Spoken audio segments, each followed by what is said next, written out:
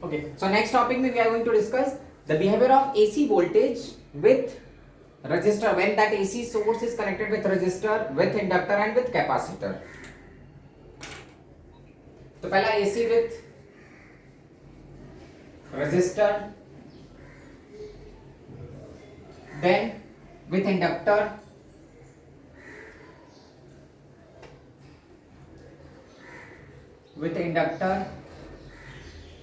and third with capacitor if you are connecting this AC source with capacitor. तो पहले case में मैं इस रजिस्टर से कनेक्ट कर रहा हूं. This is what the register I am connecting an AC voltage with that.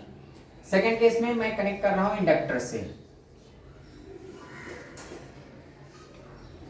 This is what the inductor. And third case if you are connecting it with capacitor,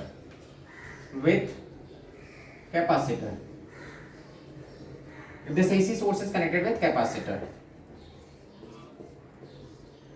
So one by one we are going to discuss. First we are going to discuss with resistor. तो आप basically हम compare किसको करेंगे? Voltage and current को.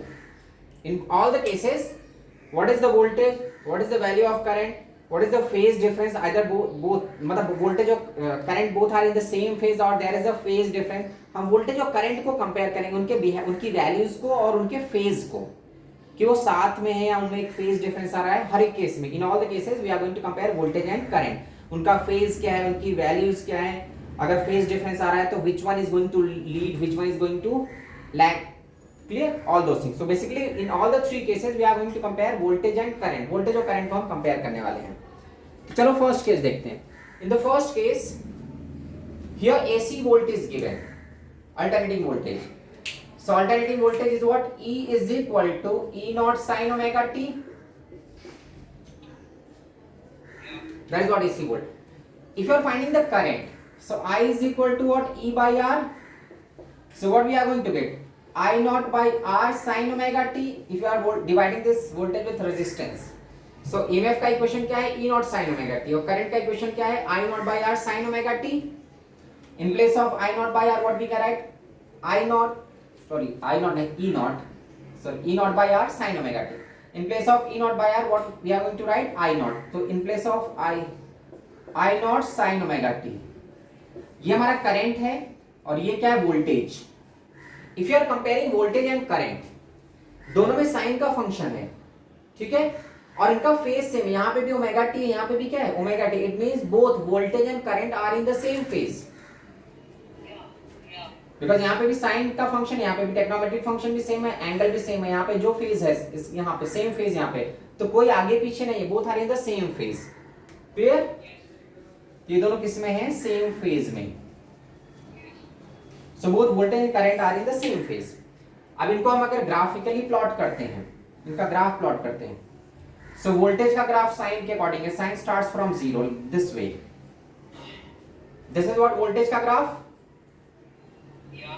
And current का graph भी साथ में ही है, केवल वैल्यू अलग है. आई नॉट की वैल्यू वोल्टेज से थोड़ी कम है, because I naught is what? E naught by are.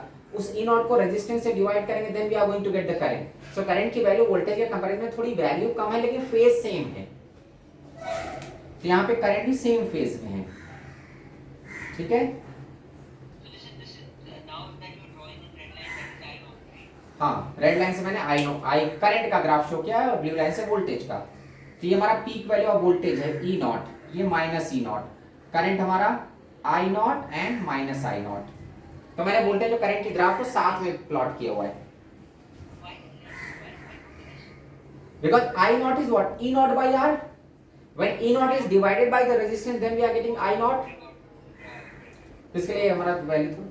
अब यहाँ पे देखो इनका फेज सेम है, वैल्यूज अलग है. फेज सेम होने का मतलब जैसे अभी अगर तुम 12th में हो, तो जितने भी स्टूडेंट सब 12th में हो, सभी तुम्हारे साथ सेम फेज में हैं, लेकिन उनके मार्क्स अलग अलग आएंगे ना, तो उनका वैल्यू अलग अलग होता है, उनका टैलेंट अलग है, लेकिन फेज तो सबका सेम है. सभी साथ में एग्जाम देने वाले हैं, जेईई का एग्जाम सभी साथ में देंगे, एक ही साथ उनका रिजल्ट आएगा. तो all the students who are appearing for JEE all are in the same phase, but उनकी वैल्यूज, उनके मार्क्स अलग अलग होंगे, ठीक है. अब अगर इसका मैं फेज डायग्राम, मतलब अगर इसको मैं फेजर डायग्राम में प्लॉट करता हूँ, ये तुम्हारा वेव फॉर्म हो गया. फेज डायग्राम में हाउ यू कैन प्लॉट, अगर मैं एक्स वाई एक्सिस पे प्लॉट करता हूं, ठीक है. सो एक्स एक्सिस में अगर मैं करंट को शो करूंगा तो उसी एक्सिस में वोल्टेज भी होगा, इनके बीच में कोई एंगल ही नहीं है, both are in the same phase only ना, तो there is no angle, there is no phase difference between current and voltage, तो दोनों को मैंने सेम एक्सिस पे प्लॉट किया हुआ है। क्लियर? और यहां पे जो रेजिस्टेंस है, रेजिस्टेंस इज व्हाट आर, और आर की वैल्यू कांस्टेंट होती है, ये रेजिस्टेंस चेंज नहीं होता, रेजिस्टेंस की वैल्यू इसके करंट के ओमेगा पे डिपेंड नहीं करता, मतलब करंट चेंज कर दोगे उससे रेजिस्टेंस नहीं बदलेगा। क्लियर? अब next, behaviour of AC with inductor.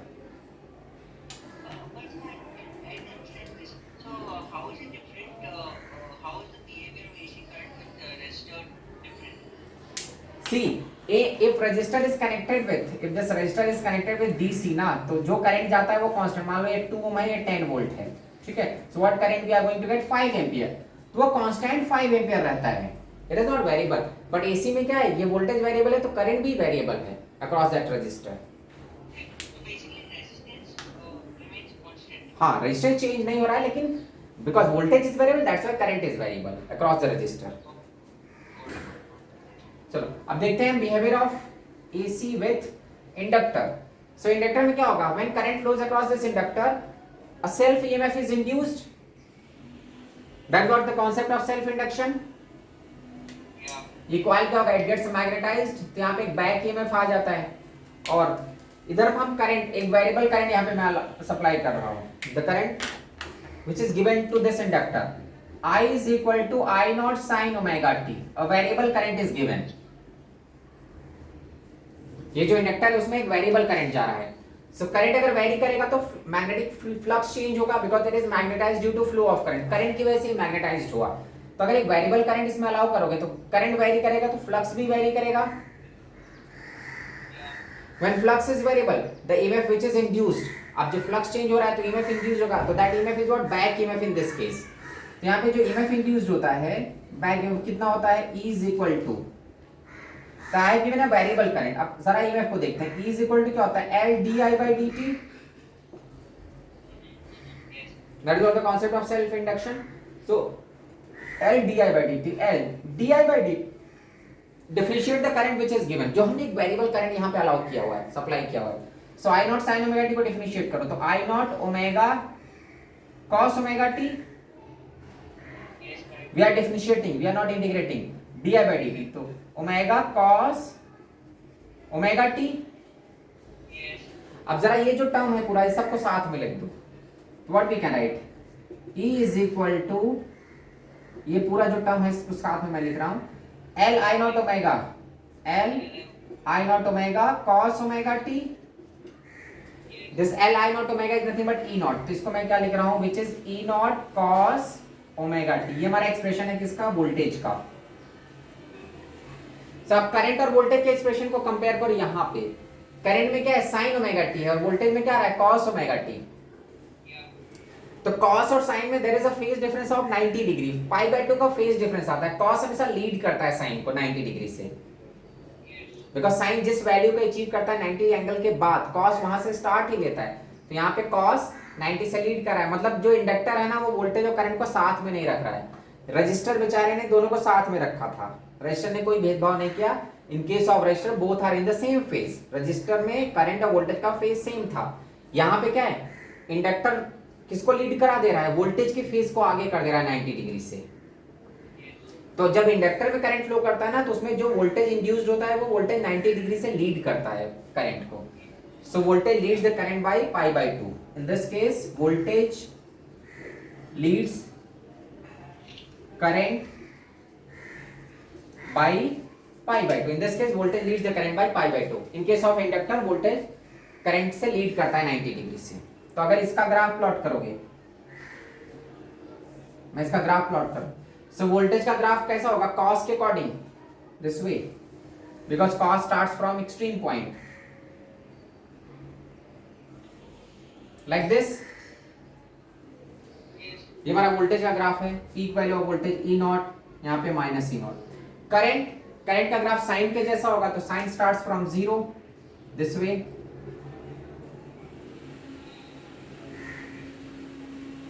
तो इंडक्टर ने क्या किया, इंडक्टर ने किसको सपोर्ट कर दिया, वोल्टेज को। इंडक्टर वोल्टेज को 90 डिग्री से लीड कराता है, ठीक है। ये हमारा करंट का ग्राफ है, रेड लाइन में मैं रेड कलर में, that is I naught minus I naught. So in case of resistor, resistor कोई भेदभाव नहीं करता था। In case of resistor both voltage and current are in the same phase, but inductor ने ऐसा नहीं किया। इंडक्टर ने वोल्टेज को सपोर्ट किया, वोल्टेज को 90 डिग्री से लीड करा दिया। तो वोल्टेज के केस में, इंडक्टर केस में वोल्टेज 90 से लीड करता है। अगर इसका फेज डायग्राम हम प्लॉट करते हैं, ये एक्स एक्सिस पे अगर मैं करंट को शो करता हूं, तो वोल्टेज इस एक्सिस पे आता है, EL 90 डिग्री से लीड करता है।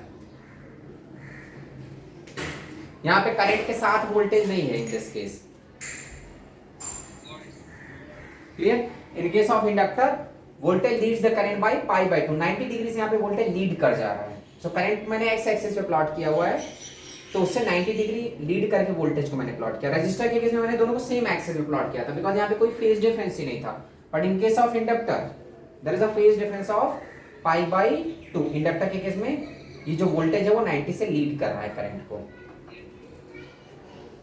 क्लियर। अब अगर वोल्टेज 90 से लीड करता है तो हम इक्वेशन कैसे लिख सकते हैं, करंट के इक्वेशन को लिख सकते हैं I naught sine omega t, और वोल्टेज को लिख सकते हैं E is equal to what you can write, E naught sine omega t plus pi by 2। ये जो cos ओमेगा टी था ना, in place of cos omega t what you can put sin omega t plus 90। तो एक ही बात हुई, वो cos आ जाएगा अपने आप। मतलब इंडक्टर के केस में वोल्टेज लीड करता है 90 डिग्री से, उसका फेज लीड कर जाता है। दोनों एक ही लाइन में नहीं रहेंगे, दोनों एक ही साथ नहीं रहेंगे। करंट अगर एक्स एक्सिस पे प्लॉट किया तो वोल्टेज 90 से लीड करेगा। सो रेजिस्टेंस ने कोई भेदभाव नहीं किया, इंडक्टर ने भेदभाव किया। इंडक्टर ने वोल्टेज को सपोर्ट कर दिया, 90 डिग्री से लीड करा दिया वोल्टेज को। And here its resistance is also variable. इसका जो इंडक्टर का रेजिस्टेंस होता है ना, ये वेरिएबल होता है। अब इसके रेजिस्टेंस को हम कैसे निकालेंगे, तो यहाँ पे इसके रेजिस्टेंस को हम बोलते हैं reactance, and it is represented by XL. So reactance मतलब resistance of inductor. So resistance basically क्या होता है, voltage upon current. So we can find XL. XL is equal to voltage, that is E naught divided by I naught, peak value of voltage divided by peak value of current. हमारा E naught, इसकी जगह मैंने E naught assume किया है, E naught किसकी जगह assume किया है, L I naught omega.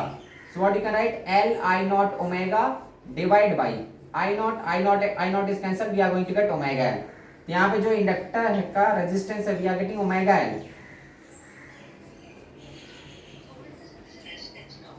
हाँ रेजिस्टेंस, बट इट इज यहाँ पे हम इसको रिएक्टेंस बोलते हैं, REACTANCE. एक्चुअली रिएक्टेंस और रेजिस्टेंस में कुछ डिफरेंस नहीं। रेजिस्टेंस हमारा रजिस्टर को डिनोट करता है, इंडक्टर के रेजिस्टेंस को हम रिएक्टेंस बोलते हैं, बिकॉज इट इज वेरिएबल, ये ओमेगा के साथ वेरी कर जाता है। रजिस्टर तो क्या होता है, हमेशा उसका रेजिस्टेंस कांस्टेंट रहता है, बट यहाँ पे इसका रिएक्टेंस वेरिएबल होता है।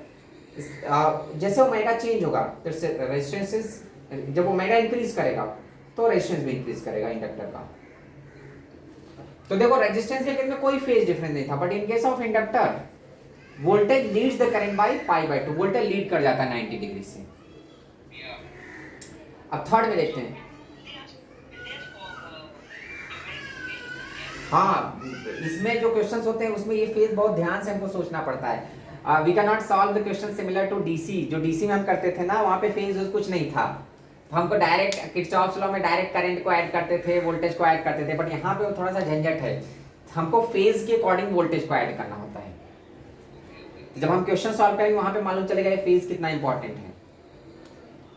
यहाँ पे डीसी के जैसा हम करंट और वोल्टेज को ऐड नहीं कर सकते, यहाँ पे हम फेज को कंसीडर करके ऐड करते हैं, ठीक है।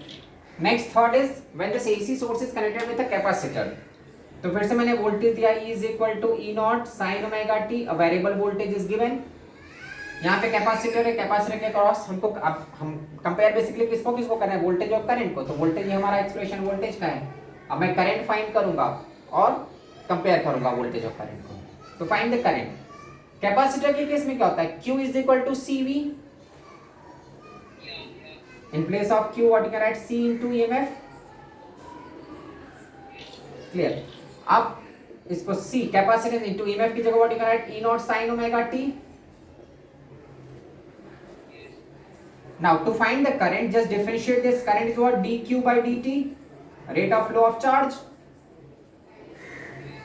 तो अगर मैं इसको डिफरेंशिएट करता हूं तो what we are going to get, C E naught, sine omega t का डिफरेंशियल क्या हो जाएगा, ओमेगा कॉस ओमेगा टी। हाँ, अब यहाँ पे देखो करंट लीड कर गया, करंट के एक्सप्रेशन में कॉस आ रहा है। हाँ, तो I is equal to this, in place of this C naught omega I am writing I naught, तो I is equal to I naught cos omega t. In this case current leads the voltage by pi by 2। देखो voltage का expression क्या था, sign का था, और current का क्या है, कॉस का है, मतलब करंट आगे चल रहा है, लीड कर रहा है। सो रजिस्टर के केस में कोई भेदभाव नहीं, रजिस्टर दोनों को साथ में रखता है। इंडक्टर वोल्टेज को सपोर्ट कर देता है, वोल्टेज को 90 से लीड करा देता है, और कैपेसिटर किसको सपोर्ट करता है, करंट को, कैपेसिटर में करंट लीड कर जाता है 90 डिग्री से। ठीक है, तो रजिस्टर, प्योर जो रजिस्टर है उसमें कुछ डिफरेंस नहीं, दोनों सेम फेज में रहते हैं। इंडक्टर जो ईएमएफ इंड्यूस करेगा तो इंडक्टर में वोल्टेज लीड करेगा। हाँ हाँ, कहीं पे करंट लीड कर रहा है, करंट लीड कर रहा है voltage, on the basis of that you can decide कि व्हिच डिवाइस इज कनेक्टेड। अब इसका अगर मैं ग्राफ प्लॉट करता हूँ, सो वोल्टेज का ग्राफ क्या होगा, साइन के जैसा। दिस इज व्हाट वोल्टेज का graph, E naught minus E naught, E naught minus E naught, E naught. Current का ग्राफ, करंट का ग्राफ क्या होगा, कॉस के अकॉर्डिंग, तो current starts from extreme this way.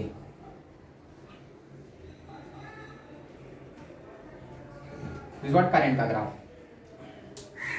Plus I naught and minus I naught. अगर हम phasor diagram बनाते हैं, फेजर डायग्राम बनाओगे तो यहाँ पे कौन, करंट को मैं एक्स एक्सिस पे प्लॉट कर रहा हूँ, तो voltage is lagging behind bye 90 degree. Current को मैंने तीनों केसेस में, तो यहाँ पे ईसी नीचे आ जाता है, this is lagging behind by pi by 2 voltage across that inductor.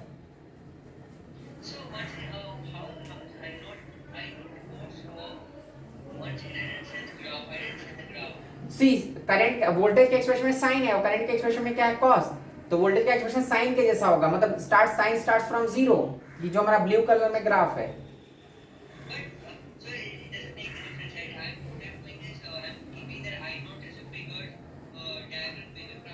हाँ दैट वैल्यू तो वेरी कर सकता है ना, फेज हम देखें। हाँ हाँ हाँ हाँ, वैल्यूज तो वेरी कर सकते हैं, ठीक। एंड हियर आल्सो कैपेसिटर का जो रेजिस्टेंस होता है, even that resistance is variable, तो इसको भी हम रिएक्टेंस ही बोलते हैं। Here also it is reactance and it is represented by xc, the reactance of capacitor xc। तो again xc if you have to find, तो x is again voltage upon current, E naught by I naught, clear।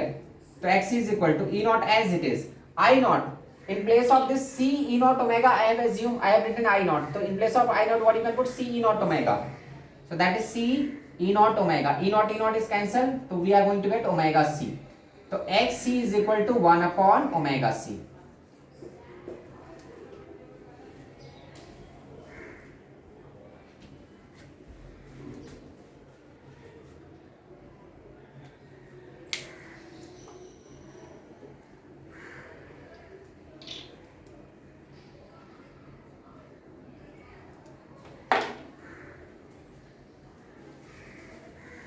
So in case of resistor, अगर pure resistor है, so in case of resistor both voltage and current are in the same phase।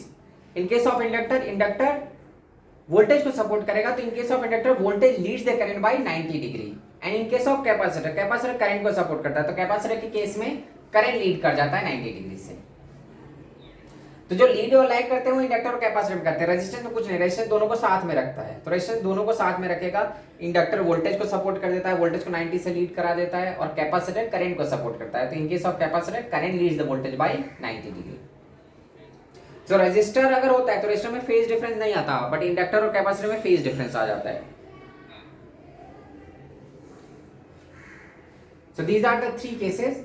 अब तो मतलब जो tension है वो inductor और capacitor में है। इंडक्टर किसका सपोर्टर है, वोल्टेज का, और कैपेसिटर किसका सपोर्टर है, करंट का। कैपेसिटर करंट को लीड कराता है, इंडक्टर वोल्टेज को लीड कराता है।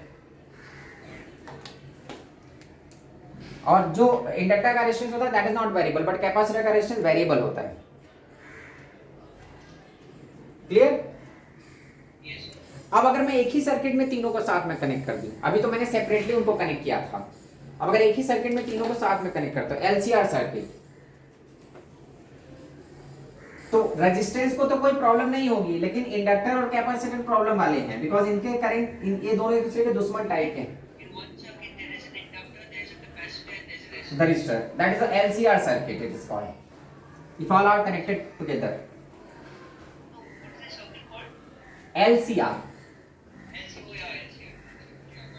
तो अगर तीनों को साथ में हमने कनेक्ट कर दिया तो झगड़ा दो के बीच में होगा, कैपेसिटर और इंडक्टर के बीच में, बिकॉज कैपेसिटर करंट को सपोर्ट करता है, इंडक्टर किसको सपोर्ट करता है, रजिस्टर को, सॉरी इंडक्टर वोल्टेज को सपोर्ट करता है। तो इन LCR सर्किट देखो, LCR circuit, if all are connected together, मतलब inductor, capacitor and register, LCR, इनका सीक्वेंस कहीं पे भी कुछ भी हो सकता है, ठीक है। सो अब यहां पे देखो, इन केस ऑफ रजिस्टर, रजिस्टर क्या करता है, वोल्टेज और करंट को साथ में रखता है, बट कैपेसिटर और इंडक्टर साथ में नहीं रखते, इनमें फेज आता है। तो देखो टेंशन यही दोनों का है, ये दोनों एक दूसरे के दुश्मन टाइप के हैं, बिकॉज ये करंट का सपोर्टर है और ये वोल्टेज का सपोर्टर है। तो अगर मैं फेजर डायग्राम प्लॉट करता हूं, करंट को मैंने एक्स एक्सिस पे प्लॉट किया, तीनों में करंट सेम जाएगा, because these three are in series, तो same current is flowing across all the inductor, capacitor, resistor. तो करंट को मैंने एक्स एक्सिस में प्लॉट कर दिया, जो रेजिस्टर का वोल्टेज होगा वो भी इधर ही होगा, voltage across the resistor, because resistor का वोल्टेज और करंट सेम फेज में रहते हैं। Voltage of the inductor, inductor का वोल्टेज लीड करता है 90 डिग्री से, तो ये लीड करेगा, दैट इज व्हाट EL, और कैपेसिटर का वोल्टेज लैग करता है, तो दिस इज व्हाट EC। तो देखो करंट को मैंने एक्स एक्सिस पे प्लॉट कर दिया, करंट तीनों के लिए एक ही है, यही I है तीनों का करंट, बिकॉज करंट तीनों सीरीज में है तो सेम करंट जाएगा, this is what the current. Register वाला वोल्टेज, रजिस्टर वोल्टेज को करंट के साथ में रखता है, तो रजिस्टर वाला वोल्टेज करंट के साथ में है। इंडक्टर का वोल्टेज लीड करता है 90 डिग्री से, तो उसको +90 में मैंने बनाया। कैपेसिटर का वोल्टेज लैग करता है, तो वो -90 पे मैंने फेज को -90 से लैग करा दिया। अब टेंशन किस में है, इंडक्टर और कैपेसिटर, इनके वोल्टेज एक दूसरे के अपोजिट फेज में है, so they are going to cancel each other, ठीक है। तो first case, if EL is equal to EC, मतलब voltage across inductor is equal to voltage across capacitor, अगर इसका वोल्टेज इक्वल हो गया फर्स्ट केस, तो ये दोनों एक दूसरे को कैंसिल करके खत्म कर देंगे उस सर्किट से, मतलब उस सर्किट से इंडक्टर ने कैपेसिटर को मार दिया, खत्म कर दिया, तो ये दोनों बचे ही नहीं, बचा क्या, केवल ये गए दोनों, तो सर्किट में क्या बचेगा, करंट एंड रेजिस्टर का वोल्टेज, क्लियर। तो this is the first case, if voltage across inductor is equal to voltage across capacitor, तो ये दोनों बच गया, तो that circuit behaves like a purely resistive circuit। LCR जो है ना, ये बिहेव कैसे करता है, pure resistive,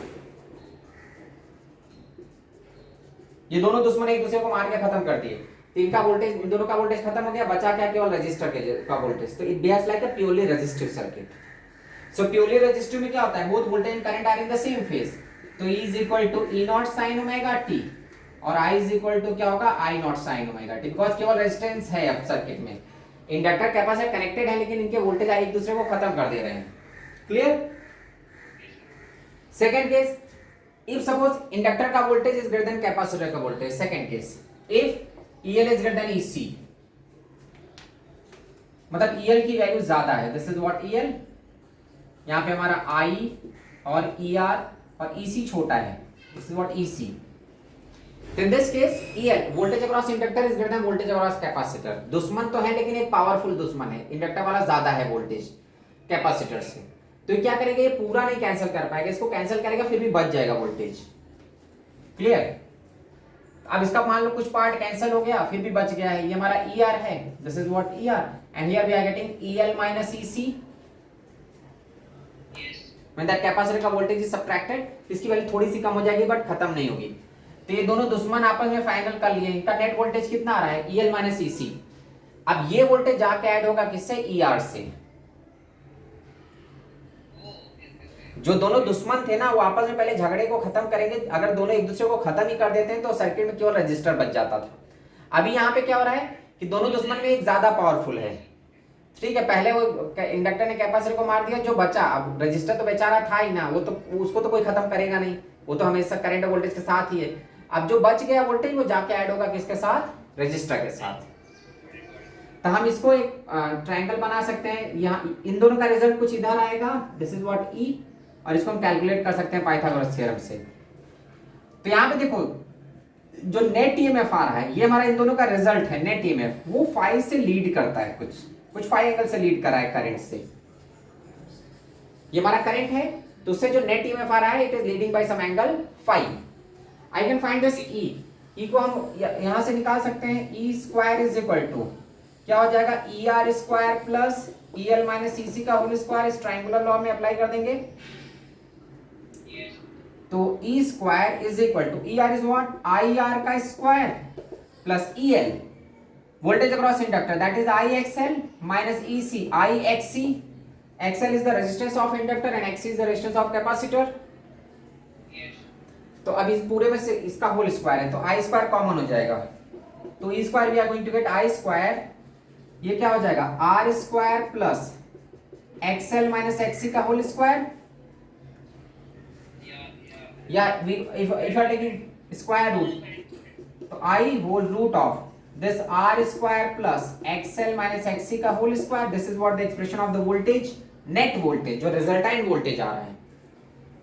So what resultant voltage we are getting, E is equal to I root of r square plus xl minus xc का whole square। ये जो है ना इसको हम Z से रिप्रेजेंट करते हैं, ये जो पूरा झंझट है ये LCR का रेजिस्टेंस है, ठीक है। So because voltage is what, current into resistance, so this whole thing is what the ये जो पूरा रूट है ये रेजिस्टेंस ऑफ एलसीआर सर्किट है, तो इसको हम ऐसा लिखते हैं इज इक्वल टू स्क्वायर, हाँ आई स्क्वायर है तो मैंने स्क्वायर रूट ले लिया, तो is equal to I root of R square plus XL minus XC का whole square. So this whole term ये हमारा ई जो था E is equal to I root of R square plus XL minus XC का whole square, this term is called impedance, ये हमारा LCR circuit का resistance है, the Z.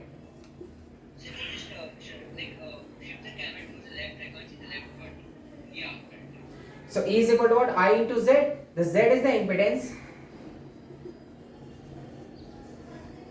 of LCR circuit, ठीक है।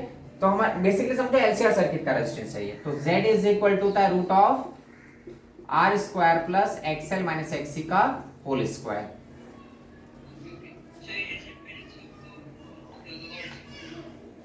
So the Z is the resistance of LCR circuit।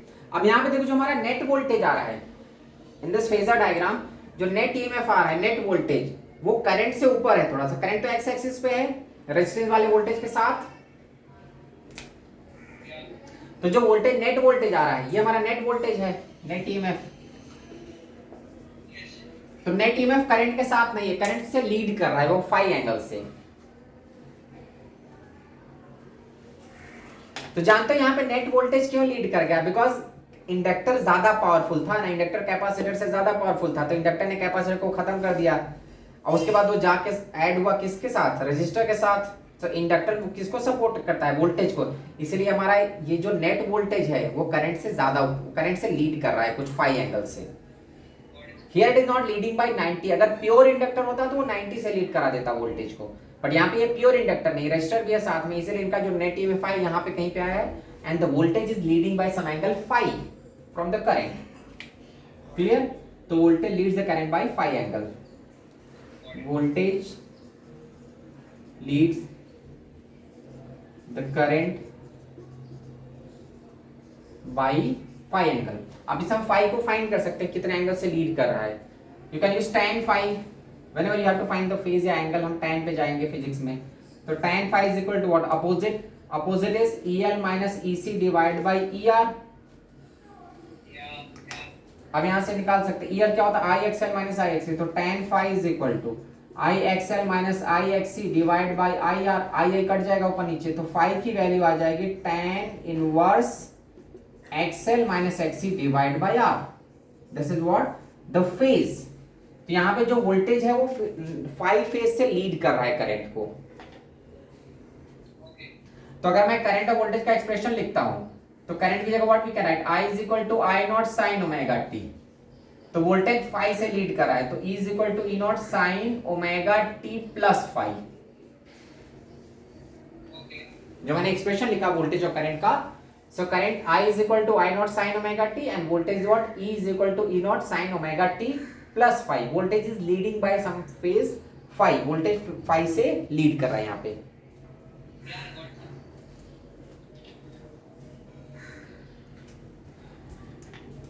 ठीक है. तो इन LCR सर्किट, जब ये LCR सर्किट होता है तो रेजिस्टेंस को किसी से कोई प्रॉब्लम नहीं. रेजिस्टेंस बेचारा दोनों को साथ में रखता है. रेजिस्टेंस का करंट वोल्टेज के साथ रहता है. तो इसका तो टेंशन है, टेंशन इन दोनों में है, इंडक्टर में और कैपेसिटर में. बिकॉज ये दोनों एक दूसरे के दुश्मन ही है. कैपेसिटर करंट को लीड कराता है 90 से और इंडक्टर वोल्टेज को लीड कराता है. तो अगर मैं फेजर डायग्राम प्लॉट करता हूँ, सो करंट को मैंने एक्स एक्सिस पे प्लॉट कर लिया. तो जो अब मैं वोल्टेज को शो कर रहा हूँ, करंट को मैंने एक ही क्यों प्लॉट किया? बिकॉज तीनों में एक ही करंट है. These all three are in series. तो करंट सेम जाएगा तीनों में. जो इंडक्टर में वही कैपेसिटर वही रेजिस्टर. तो करंट तो एक ही मैंने प्लॉट किया. वोल्टेज तीनों का अलग अलग होगा. यहाँ पे वोल्टेज है EL, यहाँ पे वोल्टेज है EC और यहाँ पे वोल्टेज का है ER. अब देखते हैं जो रेजिस्टेंस का वोल्टेज होगा वो करंट के साथ रहता है, जीरो फेज डिफरेंस पे. साथ में प्लॉट कर दिया. इंडक्टर का करंट से लाइट, इंडक्टर का वोल्टेज 90 लीड करता है तो उसको मैंने प्लस y एक्सिस पे प्लॉट कर दिया. कैपेसिटर का वोल्टेज 90 से लैग करता है तो उसको नीचे. अब देख रहे हैं ना, ये दोनों एक दूसरे के दुश्मन है, इंडक्टर का वोल्टेज और कैपेसिटर का वोल्टेज. तो ये दोनों, इन दोनों के झगड़े में जो बचेगा वोल्टेज वही जाके रेजिस्टेंस के साथ ऐड होगा. अब इन दोनों के झगड़े में अगर दोनों खत्म कर देते हैं एक दूसरे को. पहला case, if EL is equal to EC, मतलब इंडक्टर का उतना ही पावरफुल है, उतना ही वोल्टेज है जितना कैपेसिटर का वोल्टेज है. दोनों खत्म हो गए, मतलब EL को EC ने कंप्लीटली खत्म कर दिया. तो ये दोनों के वोल्टेज आपस में खत्म हो गए. सर्किट में इन दोनों का एग्जिस्टेंस ही नहीं बचा. सर्किट में क्या बचा है? केवल एक रेजिस्टेंस का वोल्टेज बचा हुआ है. क्लियर? तो दिस सर्किट बिहेव्स लाइक, इन दोनों के झगड़े में करंट. ठीक है, because it is pure, it is when these two are cancelled by each other, it is, even if it is an LCR circuit, but it is behaving like a purely resistive circuit, because ये दोनों दुश्मन एक दूसरे को मार के खत्म कर दिए. तो it is behaving like purely resistive circuit. तो अब purely resistive है तो both current and voltage are in the same phase. Next case में मैंने क्या लिया? EL EC से ज्यादा है, तो दोनों दुश्मन में इंडक्टर वाला ज्यादा पावरफुल है, ज्यादा वोल्टेज डेवलप कर रहा है वो. तो EL की वैल्यू EC से ज्यादा है. अब इन दोनों में क्या होगा? EC को EL खत्म करेगा और EL खुद नहीं पूरा खत्म होगा, बिकॉज इसकी वैल्यू ज्यादा. मान लो ये 100 है 20, तो ये 80 बच जाएगा. क्लियर? तो थे तो दुश्मन, लेकिन एक कमजोर दुश्मन था, तो उसको कैंसिल करने के बाद वो कितना वोल्टेज बच गया है? EL minus EC. तो दोनों के झगड़े में जो वोल्टेज बचता है वो जाके रेजिस्टेंस के साथ ऐड होता है. तो ये हमारा EL माइनस EC बचा हुआ. यहाँ पे ER था ही, एक्स एक्सिस पे करंट के साथ ER है. अब इन दोनों का रिजल्ट इनके बीच में कहीं पे आएगा, वो क्लोज, किसके भी क्लोज हो सकता है, डिपेंड करता है उनकी वैल्यूज पे. So this E we are getting. तो E square is equal to what? ER square plus EL minus EC का होल स्क्वायर. ये दोनों 90 डिग्री पे हैं. ठीक है, तो E square is equal to ER square plus EL minus EC का होल स्क्वायर. इसको हम सिंप्लीफाई करते हैं. तो E square is equal to ER is what IR का square plus ER is what IXL minus IXC का square. इसको I square को मैंने दोनों साइड से बाहर निकाला, तो E square is equal to I square R square plus XL minus XC का स्क्वायर. स्क्वायर रूट ले लो दोनों साइड का. तो E is equal to I root of R square plus XL minus XC का होल स्क्वायर, या E is equal to IZ. This whole thing is Z, the resistance of LCR circuit. Clear? So E is equal to IZ. Z is what? The resistance. It is called impedance here.